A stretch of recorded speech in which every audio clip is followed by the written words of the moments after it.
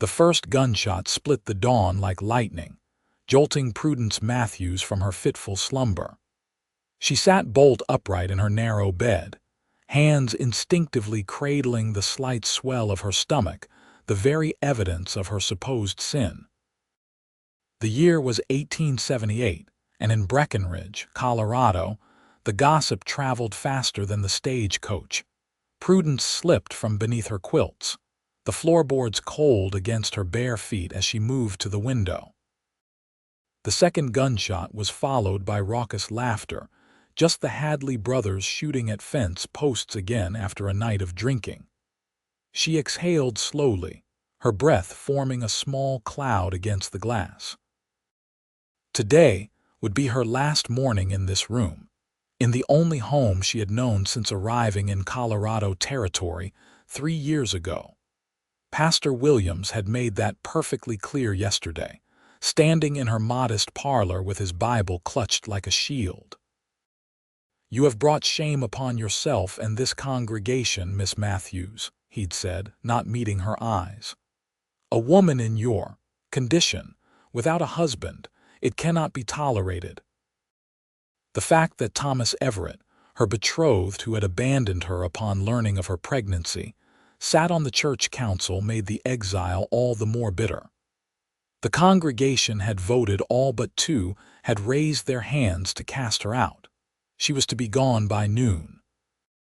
Prudence dressed carefully in her sturdiest dress, plaiting her long auburn hair before pinning it in a practical bun.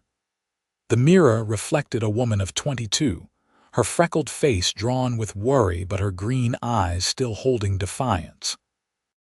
She had come west as a schoolteacher full of ideals about building a new life. Now she was starting over again, but with far less than she'd arrived with. A soft knock at the door interrupted her packing. "Miss Matthews, it's Widow Cooper. I've brought you some breakfast." Prudence opened the door to find the elderly woman holding a basket covered with a checkered cloth. The widow and her granddaughter had been the only 2 who hadn't voted against her. "You shouldn't have, Mrs. Cooper. They'll turn against you too." "Pshaw," the old woman waved dismissively. "I've outlived 3 husbands and buried 2 children. What more can they do to me?" She pressed the basket into Prudence's hands.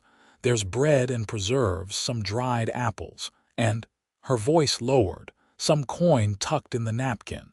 Tears welled in Prudence's eyes. "I can't accept. You can and you will." Mrs. Cooper's weathered hand patted Prudence's cheek. "Where will you go, child?" Prudence shook her head. "I have a cousin in Denver, but—" She trailed off. Her cousin's husband was a deacon in their church. The welcome would be as cold as the mountain passes.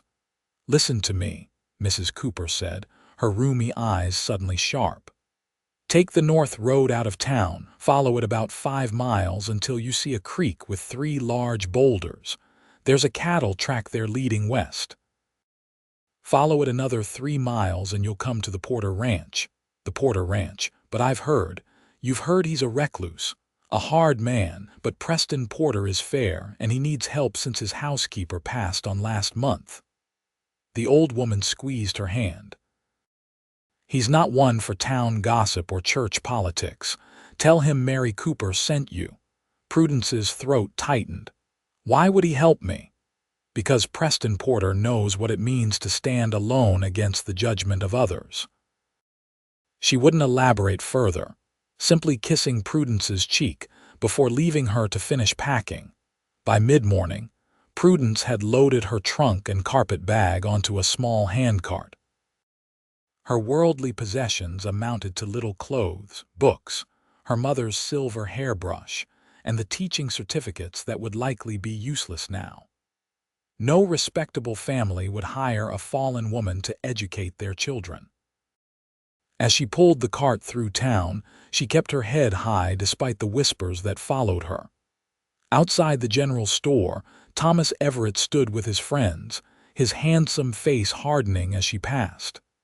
"Heading out, Prudence," he called, loud enough for everyone to hear. "Best of luck finding someone who'll take in damaged goods."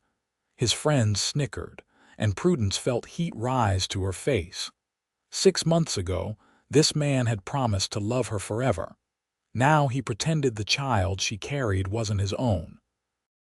"Perhaps I should wish the same for your future bride," she replied calmly. "I wonder if Agnes knows what kind of man she's marrying." Thomas's face darkened dangerously, and he took a step toward her, but a large figure suddenly blocked his path. "That's enough, Everett." Sheriff Mills stood between them, his weathered face impassive beneath his mustache. "Miss Matthews is leaving peacefully as requested. No need to make this uglier than it already is." Thomas spat on the ground but backed away. The sheriff turned to Prudence, his eyes softening slightly. "You got somewhere to go, Miss Matthews?" "Yes," she said, more confidently than she felt. "I have a position waiting." He nodded, not believing her but not challenging the lie either. "Best get on then before the weather turns. Looks like snow coming." Prudence thanked him and continued on, the cart growing heavier with each step. By the time she reached the northern edge of town, dark clouds were gathering over the mountains, and her arms ached from pulling the cart. The first snowflakes began to fall as the town disappeared behind her.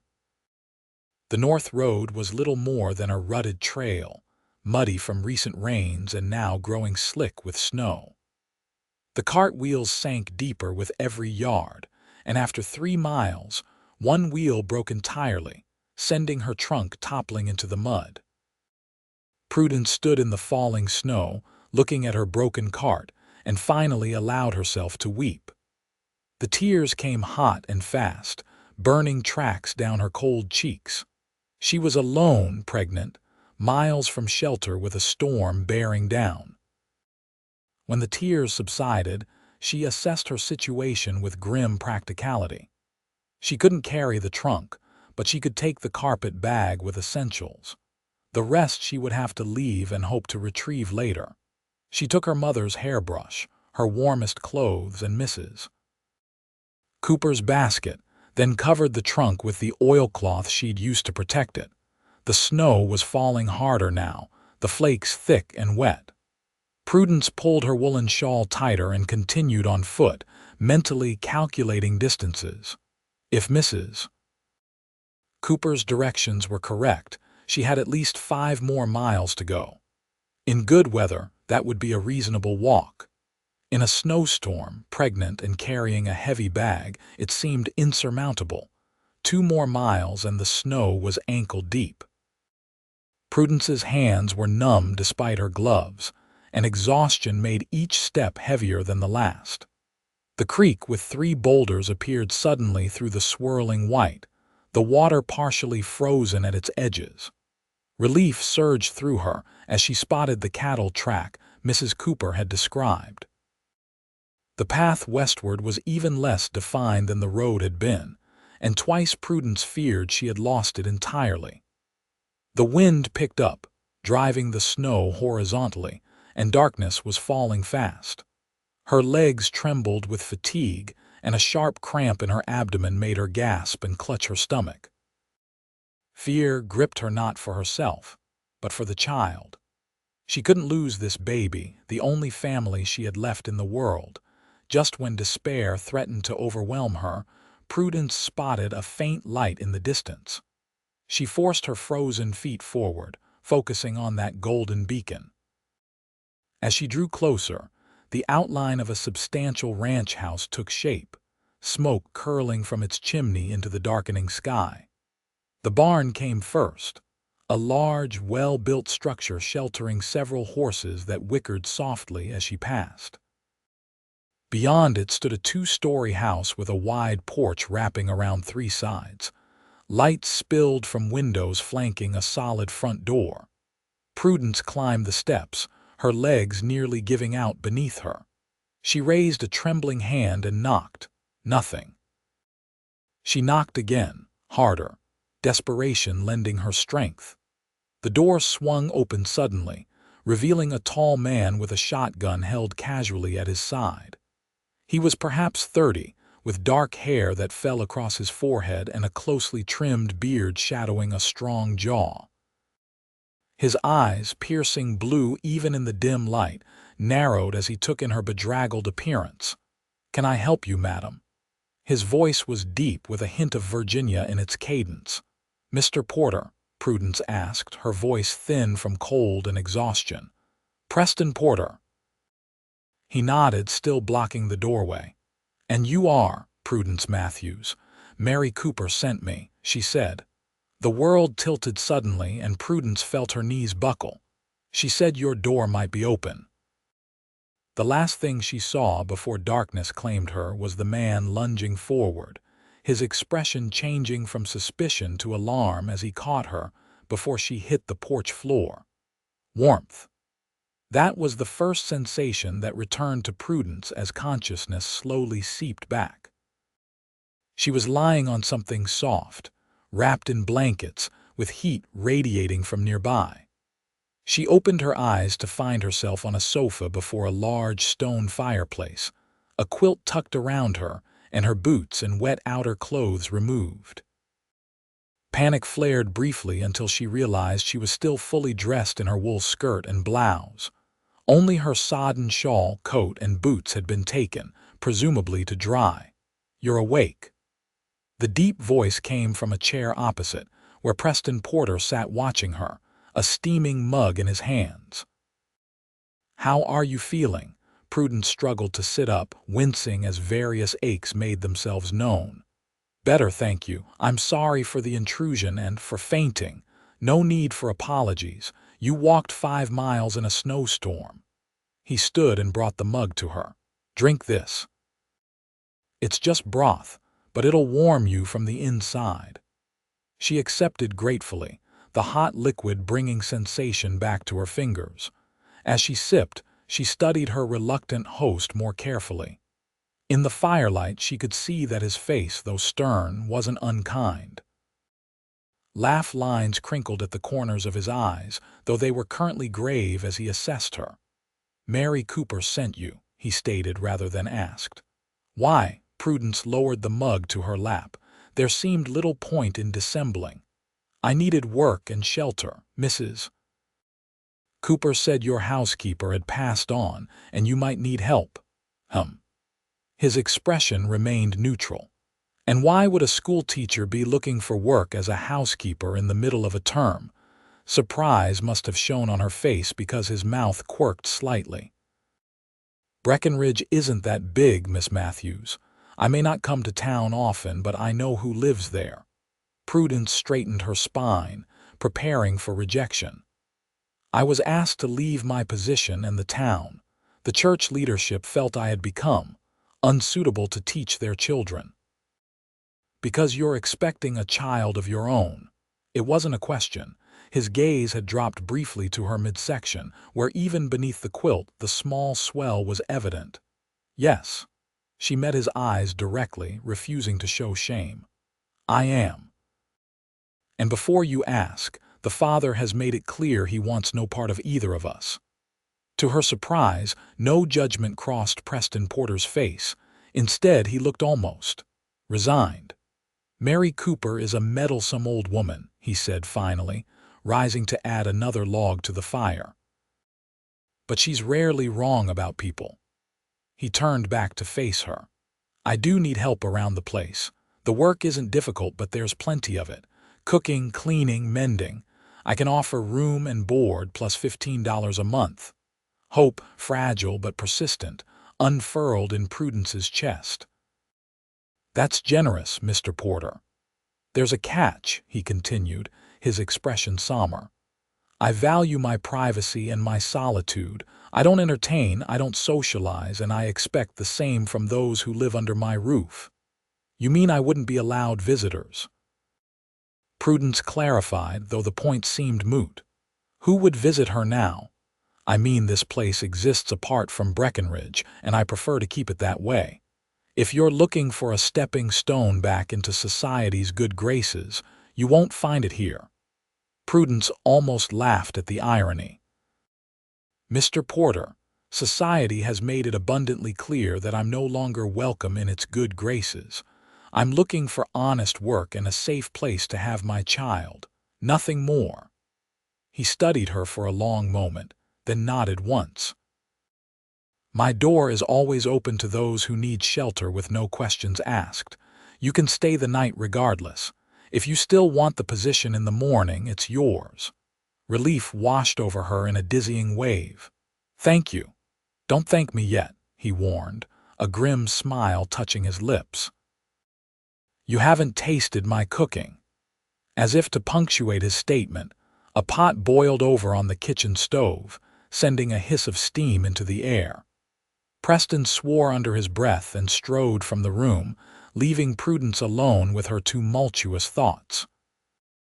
The house was larger than it had appeared from outside, with the main floor consisting of a spacious living room with the stone fireplace, a dining room, a well-appointed kitchen, and what appeared to be a study down a short hallway.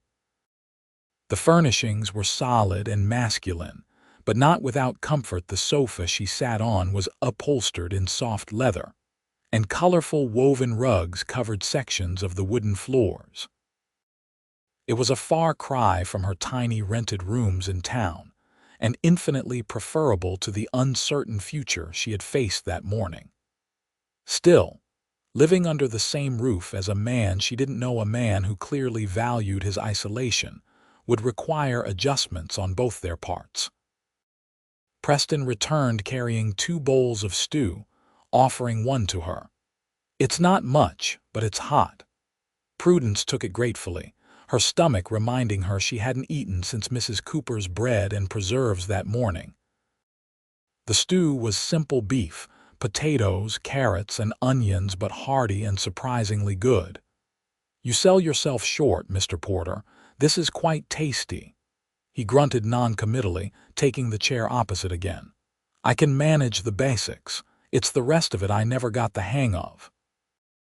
They ate in companionable silence for a while, the only sounds the crackling of the fire and the howling wind outside. The storm had intensified, snow driving against the windows in white gusts. "Your trunk," Preston said suddenly, looking up from his bowl. "You mentioned it was on the road." Prudence nodded. "The cart broke about 2 miles before the creek. I had to leave it behind."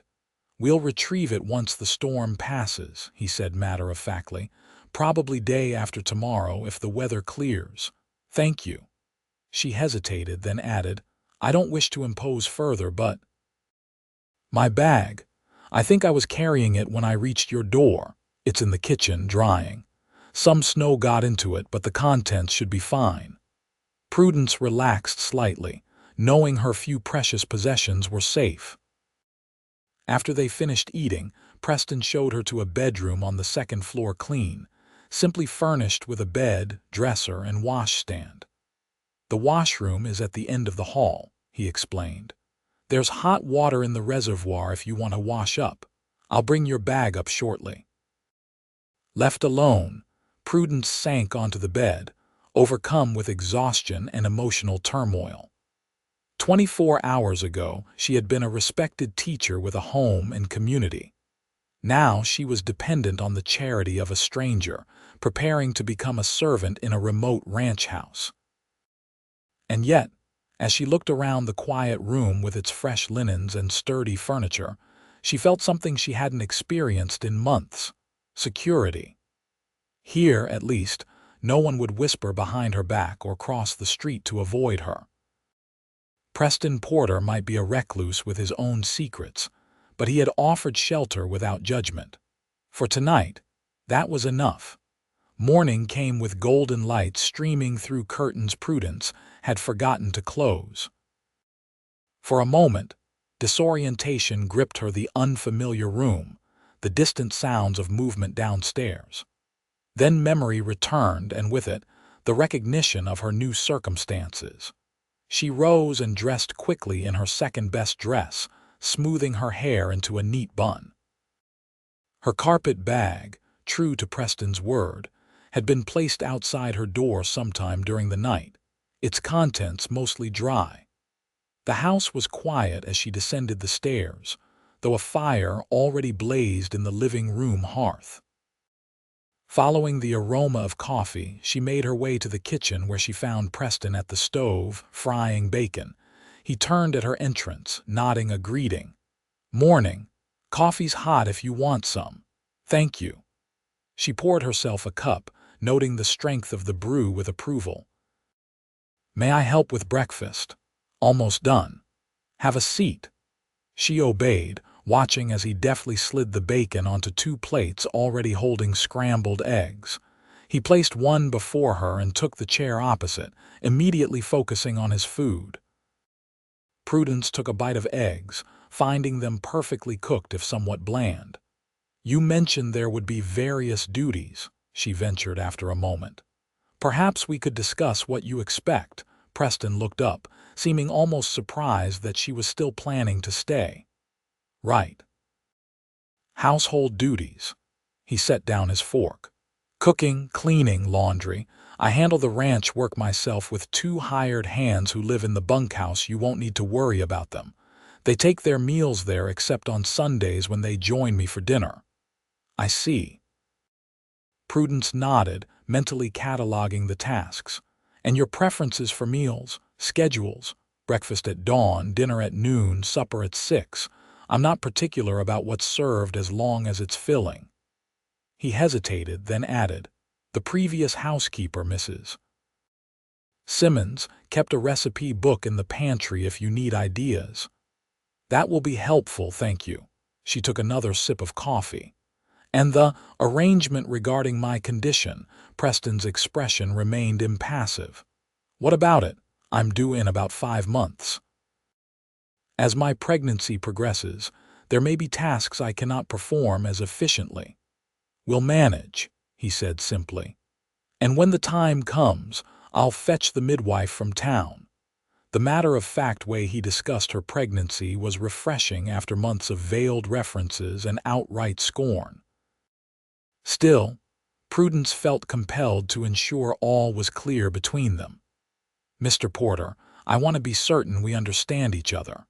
I am grateful for this opportunity, but I won't be treated as a fallen woman or an object of pity. I made a mistake in trusting the wrong man, but I don't regret my child." For the first time, something like admiration flickered in Preston's blue eyes. "Miss Matthews, I hired you to keep house, not to judge your personal choices. Your child is your business. The only thing that matters to me is whether you can cook, clean, and mind your own affairs." Relief washed through her. "Then we have an agreement." He nodded once decisively. "We do." He rose, taking his empty plate to the sink. "I need to check the stock. The storm's let up, but there's 3 feet of snow out there. Best stay inside today. I'll show you where everything is when I return." After he left, Prudence explored the kitchen more thoroughly, finding it well-stocked but disorganized. Mrs. Simmons's recipe book was exactly where Preston had said, a leather-bound volume filled with careful handwriting and occasional notes about Mr. Porter's preferences. Evidently, he enjoyed apple pie but disliked dishes with too many spices. The pantry needed organizing, and the floors could use a good scrubbing, but overall, the house was in better condition than she had expected for a bachelor's residence. Preston Porter might be a recluse, but he wasn't slovenly. By the time he returned, stamping snow from his boots in the mudroom, Prudence had inventoried the kitchen, started a batch of bread dough, and prepared a hearty beef and vegetable soup for dinner. Preston paused in the doorway, nostrils flaring slightly as he took in the cooking aromas. "You didn't waste any time," he observed. "I've always believed in earning my keep," Prudence replied, wiping flour from her hands. "Soup will be ready at noon. I hope that's acceptable." "More than acceptable." He removed his coat and hung it by the door. "Smells a damn sight better than anything I've managed lately." "Language, Mr. Porter," she admonished automatically, then bit her lip. "I'm sorry, that was presumptuous. To her surprise, a brief smile crossed his face. "No, you're right. Old habits from Army days. I'll watch my language." "You served in the Army, Union cavalry, last 2 years of the war." He didn't elaborate further, moving to wash his hands at the sink. "Come on, I'll show you the rest of the house." The tour was brief but comprehensive. Besides the rooms she'd already seen, there was a small sewing room off the kitchen, a formal dining room used primarily for storage, and Preston's study, which he indicated was private. Upstairs were 4 bedrooms, including the master's suite at the end of the hall, opposite from the room she'd been given. "The room between yours and mine is empty," Preston explained. "Might make a suitable nursery when the time comes." The casual mention of planning for her child's arrival caught Prudence off guard. In town, people spoke of her condition in whispers, as if the baby were a shameful secret rather than a new life. Preston's practical acknowledgement was unexpectedly moving. "That's very thoughtful," she managed, blinking back sudden tears. He shrugged, clearly uncomfortable with her emotion. "Just practical. This place was built for a family. Seems a waste to leave rooms empty." As the tour concluded in the living room, Prudence noticed for the first time a small upright piano in the corner, partially covered by a sheet. "Do you play?" she asked, gesturing toward it. A shadow crossed Preston's face. "No, that was my wife's." The simple statement hung in the air between them, laden with unspoken history. Prudence had heard whispers about Preston Porter in town, that he'd been married, that tragedy had struck but details had been scarce. "I didn't realize you were widowed. I'm sorry for your loss." 6 years now," he said quietly. "Catherine died in childbed. The baby too." Understanding dawned, illuminating his lack of judgment about her pregnancy and his willingness to offer shelter. "That's why Mrs. Cooper sent me to you." Preston's jaw tightened. "Mary Cooper likes to meddle." "But yes, I suppose that's part of it." An awkward silence fell between them, broken only when the kitchen clock chimed 11. "I should check the bread," Prudence said, grateful for the excuse to retreat. "And the soup." Preston nodded, already turning toward his study. "I have accounts to review. Call when dinner's ready." Days slipped into a routine more comfortable than Prudence could have anticipated. She rose early to prepare breakfast, spent mornings cleaning and organizing, afternoons cooking and baking, and evenings mending or reading by the fire. Preston was gone for much of each day, tending to ranch business with his 2 hands brothers named Jim and John Patterson, who tipped their hats respectfully on the rare occasions they encountered Prudence. True to his word, Preston retrieved her trunk 2 days after her arrival, returning it without comment or questions about its contents. He provided materials for any household improvements she suggested and paid her wages promptly at the end of the first week, but otherwise kept his distance. They ate meals together in relative silence, occasionally discussing practical matters about the house or ranch. Sometimes in the evenings, Preston would read by the fire while Prudence sewed, or knitted baby clothes from yarn she'd found in the sewing room. It was a peaceful coexistence, if somewhat lonely. December arrived with bitter cold and more snow. Prudence decorated the house with pine boughs and red ribbons for Christmas, half expecting Preston to object to such frivolity. Instead, he returned one evening with a small fir tree strapped to his horse, setting it up in the corner of the living room without explanation. That night, as they sat by the fire, Prudence finally gathered the courage to ask about the town. "Do you ever go to Breckenridge for supplies?" Preston looked up from his book. "When necessary. Jim and John handle most of the errands." "I see." She hesitated. "I was wondering if perhaps I might send a letter to Mrs. Cooper to thank her." "Of course." He marked his page and closed the book. "Is there anything you need from town?"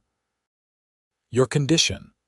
My condition is progressing normally, she assured him, hands automatically moving to the now prominent curve of her abdomen. Though I admit some fabric for larger dresses would be welcome, and perhaps some yarn for baby blankets.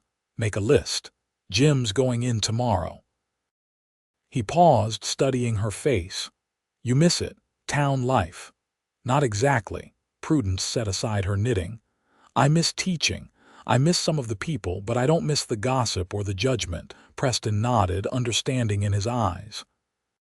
People fear what they don't understand, and they condemn what they fear. You sound as though you speak from experience. A shadow crossed his face. Perhaps.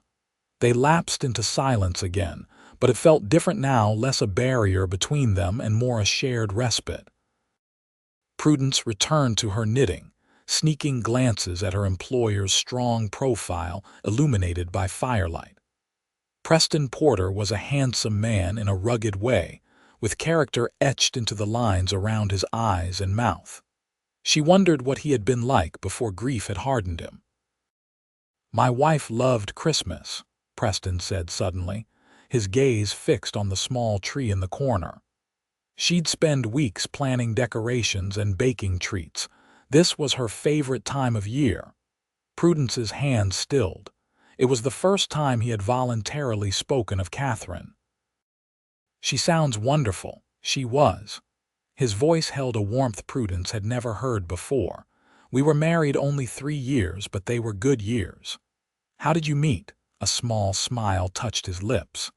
At a church social in Virginia before the war, I was visiting relatives. She was the prettiest girl there, laughing and serving punch. I couldn't take my eyes off her. The image of a younger, carefree Preston courting a laughing girl made Prudence's heart ache strangely. You must have been very happy together. We were.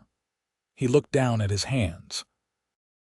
After the war, we came west to start fresh. Built this place together. Had plans for a big family. His voice roughened. Then one morning she told me she was expecting, and 7 months later she was gone. I'm so sorry, Prudence whispered, her own fears about childbirth suddenly very real. Preston seemed to read her thoughts. It was a difficult birth. The baby was turned wrong. These things. He cleared his throat. These things don't usually happen. Thank you for telling me. She meant it sincerely. The glimpse into his past explained so much about the man he had become. He nodded once, abruptly standing. It's late. Good night, Miss Matthews. Good night, Mr. Porter. After he left, Prudence remained by the fire, one hand resting on her belly where the baby had begun to kick more vigorously in recent days. She thought about Preston and his lost wife, about Thomas Everett and his casual cruelty, about the different ways men responded to impending fatherhood. One had embraced it and been devastated by loss. The other had rejected it out of fear and selfishness. She wondered what kind of father Preston might have been, and for the first time, allowed herself to imagine a different future than the lonely one she had resigned herself to. Christmas came with a heavy snowfall that isolated the ranch further. Prudence had prepared special meals and small gifts, knitted scarves for the Patterson brothers, and a hand-bound notebook for Preston, covered in leather she'd found in the sewing room. She hadn't expected anything in return and was startled when Preston presented her with a small package on Christmas morning. It's not much, he said gruffly as she unwrapped the bundle to reveal a beautiful wooden box. Open it. Inside, nestled on velvet, lay a silver rattle. It was to be for our child, Preston explained, his voice carefully neutral. Seems a shame to let it stay in a drawer forever. Tears welled in Prudence's eyes. Mr. Porter, I can't possibly accept, please, he interrupted. Catherine would have wanted it used. Prudence touched the delicate silver, deeply moved by both the gift and the gesture behind it. Thank you. I'll treasure it. Something shifted between them after Christmas, a warming, a softening of the careful boundaries they had maintained. Preston began joining her in the kitchen some evenings, chopping vegetables while she prepared supper, or simply sitting at the table with coffee while she baked. He asked about her life before Breckenridge, her childhood in Pennsylvania, her decision to become a teacher, her journey west. In turn, she learned more about him, his Virginia upbringing, his reluctant service in the Union Army despite his Southern roots, his dreams of building a cattle empire in Colorado. He was a complex man, Preston Porter, educated and thoughtful beneath his taciturn exterior. January brought bitter cold and Prudence's increasing discomfort as her pregnancy advanced. Preston noticed her struggling one morning to reach the high shelves in the pantry and appeared that afternoon with a carpenter's toolbox. "What are you doing?" she asked as he began removing items from the upper shelves. "Rearranging," he replied. "No sense having things where you can't reach them." By evening, he had lowered all the essential shelving and installed hooks at more accessible heights. Similar adjustments appeared around the house, a cushioned footstool beside her usual chair, a railing installed along the steeper portion of the stairs, a comfortable chair moved into the kitchen so she could rest while cooking. Each thoughtful modification touched Prudence deeply. No one had ever taken such care with her comfort, certainly not Thomas, who had become increasingly distant as their courtship progressed. Preston, by contrast, noticed her needs often before she voiced them, addressing them quietly without fuss or expectation of gratitude. February brought a brief thaw and with it, an unexpected visitor. Prudence was kneading bread dough when she heard the unfamiliar sound of carriage wheels in the yard. Wiping her hands on her apron, she peered out the window to see a smart buggy pulling up to the house. Preston, who had been mending a fence nearby, intercepted the visitor, a well-dressed older woman Prudence didn't recognize. Their conversation appeared tense, Preston's posture stiff as he gestured toward the house. Finally, with obvious reluctance, he led the woman toward the porch. Prudence hastily smoothed her hair and removed her apron as the front door opened. "Miss Matthews," Preston called, his voice formal in a way it hadn't been for weeks. "There's someone here to see you." The woman who stepped into the kitchen was perhaps 60, elegantly dressed in a fur-trimmed coat and hat. Her face, lined but still handsome, bore a striking resemblance to Preston's. "Prudence Matthews," she asked, her Virginia accent more pronounced than her son's. "I'm Margaret Porter." Preston's mother. Surprise rendered Prudence momentarily speechless. In 3 months, Preston had never mentioned his mother was in Colorado, let alone close enough to visit. "Mrs. Porter," she managed finally, conscious of her swollen figure and work-worn hands. "It's a pleasure to meet you."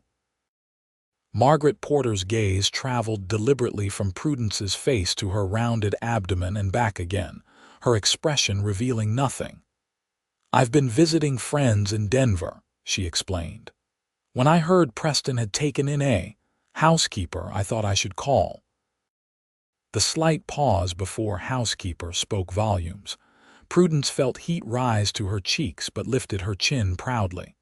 "Mr. Porter has been very kind to provide employment when I needed it most.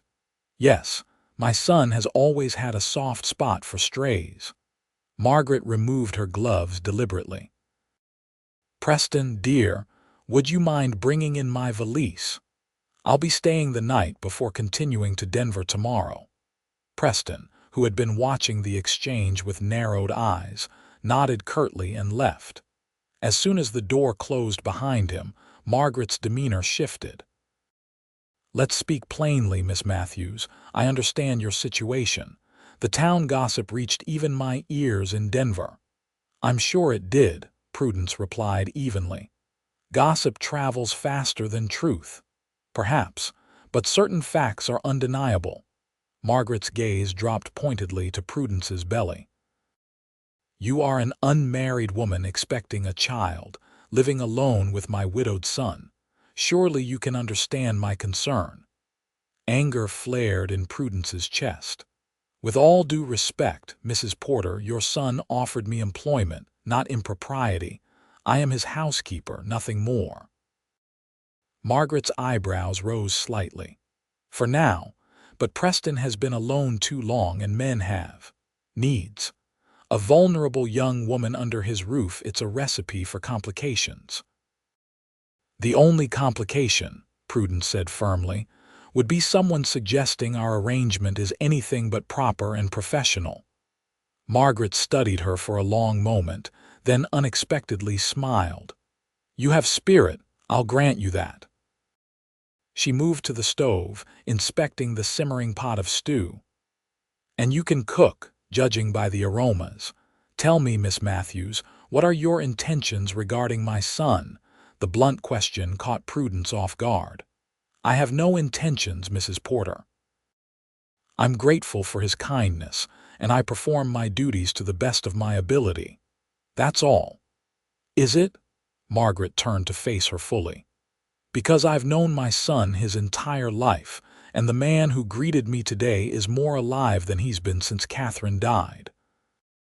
He's shaved that dreadful beard, for one thing, and there are curtains on the windows again." Prudence felt suddenly flustered. "Mr. Porter has been nothing but proper in his behavior toward me." "Of course he has. Preston was raised a gentleman." Margaret removed her hat, setting it on the table. "But a mother knows her child. There's something in the way he looks at you." Before Prudence could respond, the door opened again as Preston returned with a valise. His gaze moved suspiciously between the two women, clearly sensing the charged atmosphere. "Everything all right?" he asked. "Perfectly," Margaret assured him. "Miss Matthews and I were just getting acquainted." The evening that followed was one of the most uncomfortable in Prudence's memory. Margaret Porter was unfailingly polite but watchful, her shrewd eyes missing nothing, not the way Preston pulled out Prudence's chair at dinner, nor how he asked after her comfort, nor the easy familiarity that had developed between them over the winter months. After dinner, Margaret requested a tour of the house, commenting on changes since her last visit. "The nursery is prepared, I see," she observed, pausing in the doorway of the room adjacent to Prudence's. Preston had recently assembled a cradle there, a beautiful piece he claimed to have found in storage. "Miss Matthews will need a place for her child," Preston said stiffly. Margaret's gaze sharpened. "Of course. How considerate of you to think of it." Later, as Prudence served tea in the living room, Margaret turned the conversation to family. "Have you written to your parents about your condition, Miss Matthews?" Prudence set down the teapot carefully. "My parents passed away several years ago. I have no immediate family. None at all." "Not even the child's father?" Margaret pressed. "Mother," Preston interjected warningly. "It's a reasonable question, Preston." Prudence straightened her shoulders. "The child's father made his position clear months ago. He has no interest in acknowledging his responsibilities." Margaret's expression softened slightly. "I see. That's unfortunate." "It's unconscionable," Preston muttered, his hands clenching on the arms of his chair. Prudence felt a rush of warmth at his indignation on her behalf. "It's in the past," she said quietly. "I've made my peace with it." Margaret observed the exchange with keen interest. "Well," she said finally, "it seems you found a safe harbor here, Miss Matthews. I hope you appreciate my son's generosity."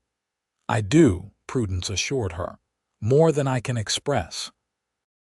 Later, after Margaret had retired to the guest room, Prudence found Preston in the kitchen, pouring himself a generous measure of whiskey. "I apologize for my mother," he said without preamble. "She can be intrusive." "She's concerned for you," Prudence replied, taking a seat at the table. "That's natural," Preston snorted softly. "She's concerned about appearances, always has been." "Is that why you never mentioned she was in Colorado?" He took a long swallow of whiskey before answering. Partly, we're not close.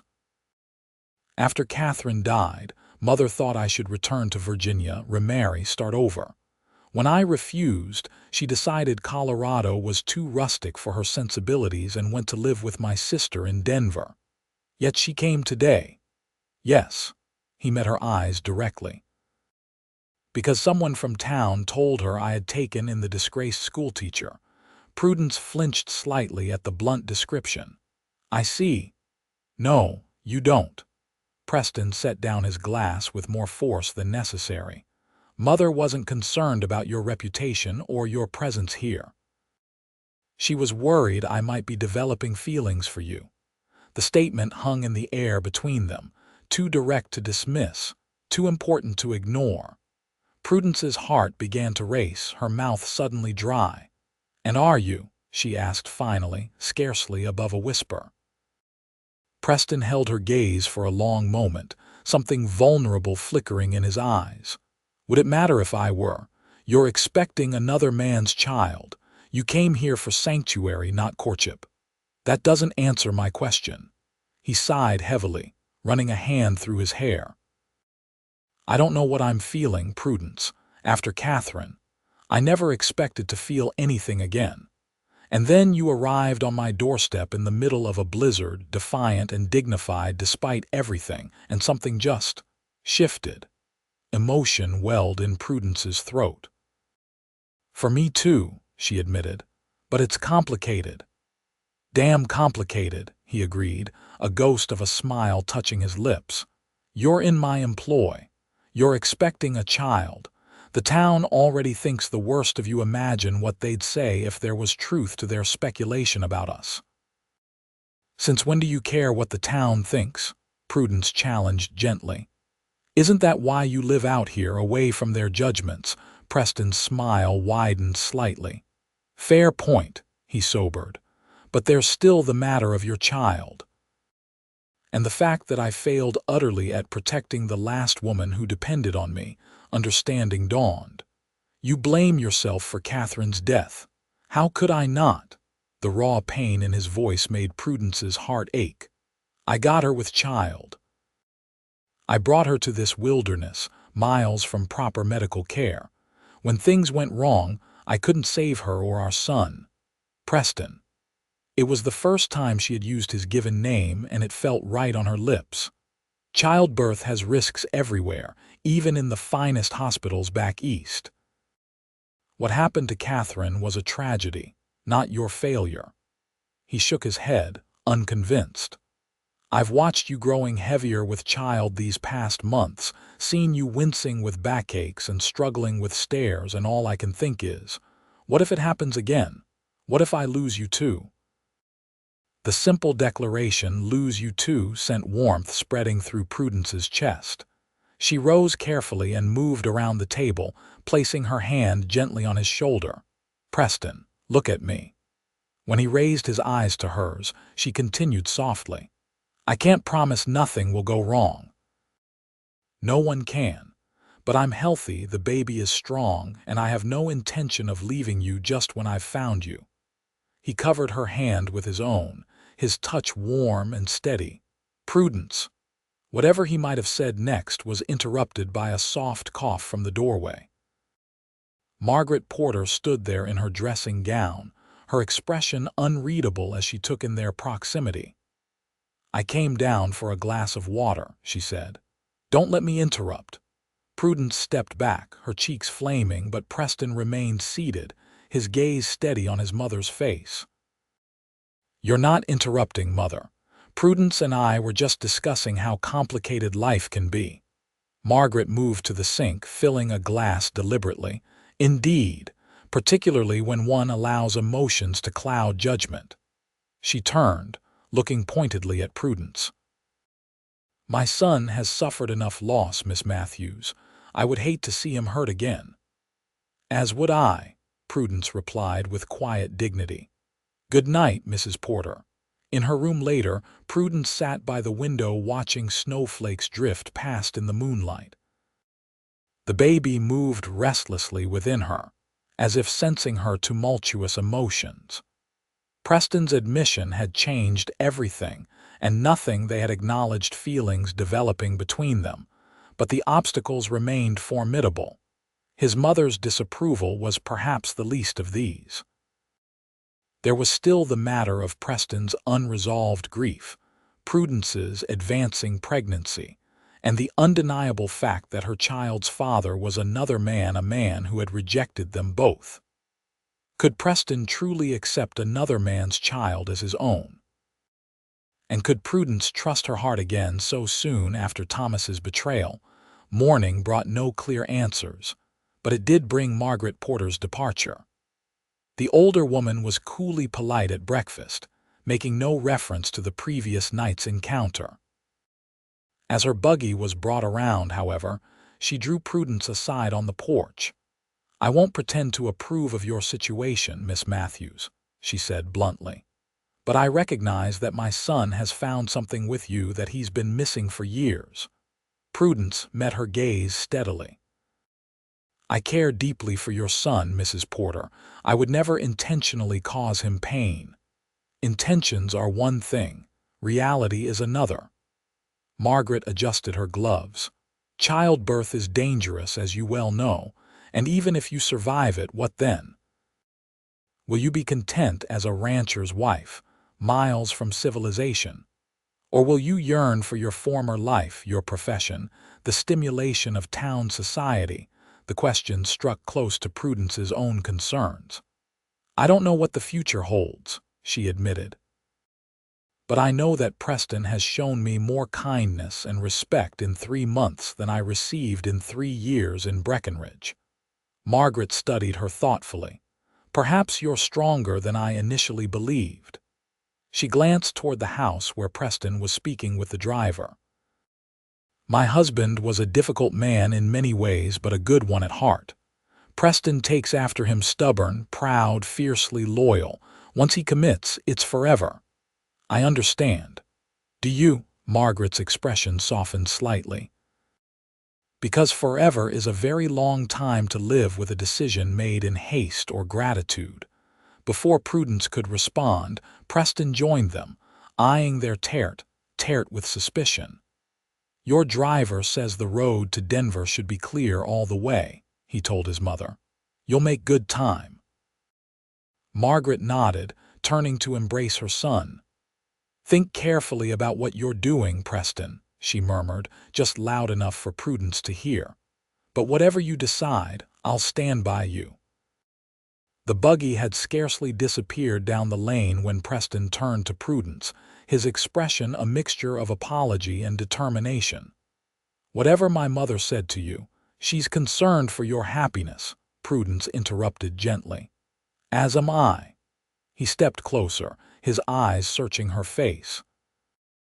"My happiness has been right here in front of me for months, but I've been too stubborn and scared to reach for it. Preston, let me finish, please." He took her hands in his touch sending warmth up her arms despite the winter chill. "I've spent 6 years hiding out here, punishing myself for failing Catherine, convinced I didn't deserve another chance. Then you came, with your courage and your dignity intact despite everything, and I started to feel again." Prudence's heart thundered in her chest. "I've developed feelings for you too," she admitted. "But there are complications, always will be," he agreed with a small smile. "Life is complications. The question is whether we face them together or apart." "Together," she whispered, scarcely daring to believe this was happening. "But Preston, the baby will be loved," he finished firmly. "By both of us, if you'll allow it." Tears welled in Prudence's eyes. "You would raise another man's child as your own." "I would raise your child as ours," he corrected. "I can't replace what was taken from you, Prudence. I can't erase the past few months or the pain you've endured. But I can promise you won't face the future alone, not the birth, not the child rearing, none of it. Are you proposing, Mr. Porter?" A smile trembled on her lips despite her tears. "Inelegantly, but yes." He released one of her hands to gently wipe a tear from her cheek. "I love you, Prudence Matthews. I think I have since you fainted in my arms and then woke up worried about propriety. A laugh bubbled up through her tears. I love you too. So much it terrifies me. Is that a yes? It's a yes, she confirmed, her heart so full it might burst. But I have conditions. His eyebrows rose in amusement. Name them. I want to teach again someday, even if it's just our children and the ranch hands families. Done. And I want to write to Mrs. Cooper and invite her to the wedding. Preston laughed, the sound rich and unrestrained in a way she'd never heard before. Mary Cooper will be insufferably smug, but yes, of course. And I want. Prudence hesitated, suddenly shy. I want you to kiss me, Preston Porter. His eyes darkened and he stepped closer, one hand coming up to cradle her face. That condition, he murmured, will be my pleasure to fulfill, today and every day hereafter. When his lips met hers, gentle but insistent, Prudence felt something long broken inside her mend. This was nothing like Thomas's demanding kisses or calculated embraces. Preston kissed her with reverence and restrained passion, as if she were precious beyond measure. When they finally parted, both breathless, Preston rested his forehead against hers. We should go inside before you catch cold, he said, his voice husky. Always taking care of me, she teased, though deeply touched by his concern. Always will, he promised, leading her back to the house, their home. The weeks that followed were filled with quiet joy and preparations. Preston insisted they marry before the baby arrived, not from any sense of impropriety, but because he wanted the child born into a family that was already legally bound. Prudence, touched by his reasoning, agreed. They were married by a traveling minister in early March, with Mrs. Cooper making the journey from Breckenridge to stand as witness. The elderly woman beamed throughout the simple ceremony in the ranch house living room, looking thoroughly pleased with her matchmaking success. I knew from the moment I sent you to his door that you were exactly what Preston Porter needed, she told Prudence at the small reception afterward. And he was what you needed too. How could you possibly have known that? Prudence asked, genuinely curious. Mrs. Cooper's eyes twinkled. When you've lived as long as I have, child, you develop an instinct for these things.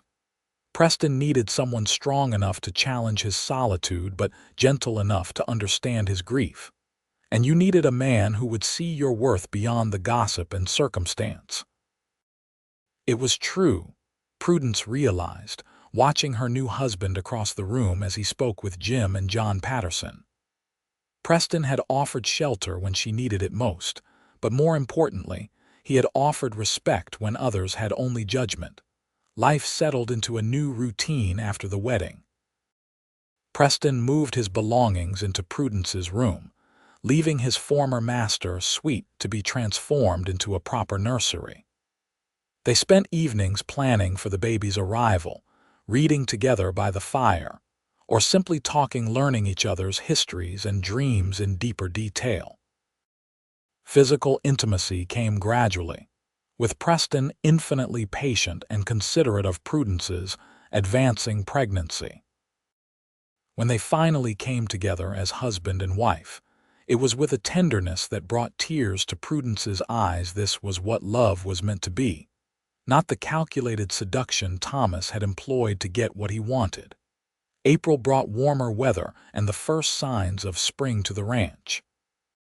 Prudence's time was drawing near, and though she maintained a calm exterior, Preston could sense her growing anxiety. "I've sent for Dr. Sullivan from Denver," he told her one evening as they sat on the porch watching the sunset. "He'll stay at the ranch for the week before and after your due date." Prudence turned to him in surprise. "Preston, that must cost a fortune. The midwife from town would be perfectly adequate." "Perhaps," he conceded, taking her hand, "but I want the best care possible for you and the baby. Sullivan delivered my sister's 3 children without complications." "He comes highly recommended," understanding dawned. This isn't just for me, is it? It's for your peace of mind." Preston's fingers tightened around hers. "I couldn't bear to lose you, Prudence. Not now that I've found you." She leaned against his shoulder, touched by his concern. "You won't lose me. This baby and I are fighters." "That you are," he agreed, pressing a kiss to her hair. Dr. Sullivan arrived as promised, a competent older man with a calm demeanor that immediately put Prudence at ease. He examined her thoroughly and pronounced both mother and child to be in excellent health. "First babies often take their time," he advised. "But everything appears perfectly normal, Mrs. Porter. No cause for concern." The birth, when it finally began 2 days later, progressed rapidly for a first child. Prudence labored through the night, gripping Preston's hand during the early hours until Dr. Sullivan firmly sent him from the room as things intensified. Mrs. Cooper, who had returned to help with the birth, stayed by Prudence's side, wiping her brow and murmuring encouragement. Dawn was breaking when the first lusty cries of the newborn filled the room. "A boy," Dr. Sullivan announced, placing the red-faced infant on Prudence's chest. "A fine, healthy boy." Tears streamed down Prudence's face as she cradled her son. He had a shock of dark hair, and when he briefly opened them, eyes of deepest blue. "Preston," she called weakly. "Preston, come meet your son." Her husband appeared in the doorway, his face pale with worry until he saw her smiling through tears. Their child nestled against her. The expression that crossed his features then was one Prudence would remember all her days: wonder, joy, and love so profound it transformed him. "He's perfect," Preston whispered, kneeling beside the bed and gently touching the baby's tiny hand. "You're both perfect. What shall we name him?" Prudence asked softly. Preston looked thoughtful. "I had considered suggesting my father's name, but—" He hesitated. "This should be your choice, Prudence. He's your son." "Our son," she corrected firmly. "And I was thinking of William after my father, William Porter." "William Porter," Preston repeated, testing the name. "It's strong, it suits him." Later, when mother and child had been cleaned and settled, and Mrs. Cooper had tactfully withdrawn, Preston stretched out carefully on the bed beside Prudence, one arm around her shoulders as they both gazed at the sleeping infant. "Thank you," he said quietly. "For what?" "For coming to my door that night, for staying, for trusting me with your heart after it had been broken." His voice roughened with emotion. "For making me a father when I thought that chance was lost forever." Prudence turned her face to his, her eyes shining with love. "And thank you for opening your door to me, not just your home but your heart." "Always," Preston murmured, kissing her gently. "My door is always open to you, Prudence Porter, always and forever." The years that followed brought challenges and joys in equal measure. William grew into a sturdy, curious boy with his mother's intelligence and his adoptive father's steady nature. Preston legally adopted him on his first birthday, a formality that changed nothing in their hearts but everything in the eyes of the law. 2 years after William's birth, Prudence gave Preston a daughter they named Catherine Mary, in honor of both his first wife and the meddlesome widow who had brought them together. A son, James, followed 2 years later, completing their family. Prudence's dream of teaching again was realized when she began holding classes for the ranch children and those from neighboring properties. The small schoolhouse Preston built for her behind the main house eventually became the pride of the county, drawing students from as far as Breckenridge itself. Thomas Everett, upon learning of Prudence's marriage and the legitimization of his son, made one ill-advised attempt to assert paternal rights, appearing at the ranch unannounced. Preston met him on the porch with cold fury and a shotgun, informing him that William had a father who loved him, and a legal adoption that no court would overturn. "You had your chance, Everett," Preston said, his voice dangerously quiet. "You chose your reputation over your child. Now leave my family in peace." Thomas never returned, and within a year, rumors reached them that he had left Colorado entirely after his young wife discovered his numerous infidelities. Margaret Porter eventually reconciled herself to her son's choice of wife, particularly after meeting her grandchildren. She became a regular visitor to the ranch, her initial frostiness toward Prudence gradually thawing into genuine respect and, finally, affection. On their 10th anniversary, Preston took Prudence to the spot where she had first entered his property, the creek, with 3 large boulders where he had built a small gazebo overlooking the water. "I wanted to mark the path that brought you to me," he explained as they sat together, watching William, Catherine, and James play by the water's edge. "The best journey of my life began right here." Prudence leaned against his shoulder, contentment washing through her. "When I left Breckenridge that day, I thought my life was ending," she admitted. "I never imagined it was just beginning." Preston's arm tightened around her. "Do you ever regret it? The scandal, the exile, any of it?" "Not for a moment," she said truthfully. "How could I regret the path that led to you, to our children, to this life we've built?" As twilight settled over the ranch, they called the children to head home, walking hand in hand back to the house that had once been a sanctuary and was now the heart of a thriving family. Lights glowed in the windows, smoke curled from the chimney, and through the open door, Prudence could see the piano uncovered now and frequently played by both her and Catherine. "You know what I was thinking?" Preston asked as they paused on the porch, watching their children race inside. "What's that?" "That night you arrived, half frozen and pregnant, asking if my door was open." "Yes," he smiled, the lines around his eyes deepening with happiness. "I thought I was offering shelter to a stranger in need. I had no idea I was really welcoming home the missing pieces of my heart." Prudence rose on tiptoe to kiss him, her heart as full as it had been on their wedding day. "And I had no idea I was finding the home I'd been searching for all my life." Hand in hand, they walked through the door that had once represented Prudence's last hope, and now symbolized their shared beginning, a door that had opened not just to shelter, but to love, family, and a future brighter than either had dared to dream.